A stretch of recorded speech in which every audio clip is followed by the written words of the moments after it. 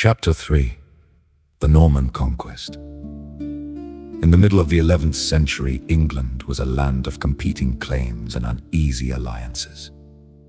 The early English kingdoms had grown into a single nation, but unity did not guarantee stability. When King Edward the Confessor died in 1066 without an heir, several powerful leaders believed they had the right to succeed him. Among them was William, Duke of Normandy, a determined ruler from across the English Channel. William claimed that Edward had promised him the throne years earlier. He also argued that Harold Godwinson, the English noble who took the crown, had sworn an oath to support William's claim. Whether these promises were genuine or political stories, William believed he had both a legal and moral right to rule England. He gathered an army, secured support from the church, and prepared to cross the Channel. In September of 1066, William landed in southern England with thousands of soldiers. Harold marched his army south to meet him, having just fought off a Viking invasion in the north. The two forces met at the Battle of Hastings. It was a long and difficult fight, but by the end of the day, Harold was dead and William stood victorious. His victory changed the course of English history. William became known as William the Conqueror, and he set out to reshape England in ways that would last for centuries. He replaced many of the English nobles with Norman lords who were loyal to him. He introduced new systems of land ownership, new forms of military organization, and new structures of government.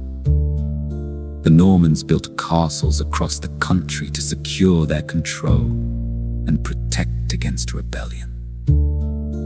One of the most lasting changes came through language.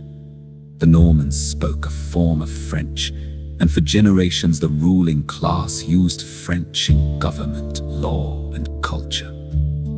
The common people continued to speak English, but the two languages blended over time. This mixture created a richer, more flexible language that would eventually become modern English. Many of the words used in law, government, and literature today trace back to this period. The church also changed under Norman influence. New bishops were appointed, monasteries were reorganized, and church buildings were rebuilt in the Norman style.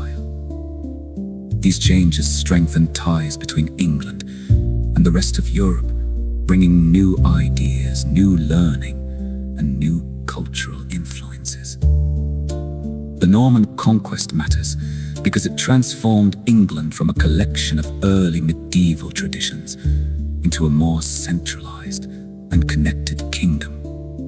It reshaped the language, laws, and culture of the nation. It set the stage for later developments such as Magna Carta, the growth of Parliament, and the English legal system.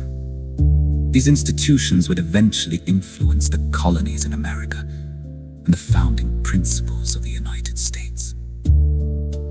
The events of 1166 were not just a change of rulers.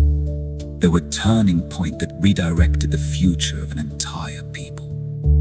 The blending of Norman and English traditions created a new identity, one that would shape the Western world for centuries. The story of modern history cannot be told without the moment when a determined Duke crossed the Channel and changed England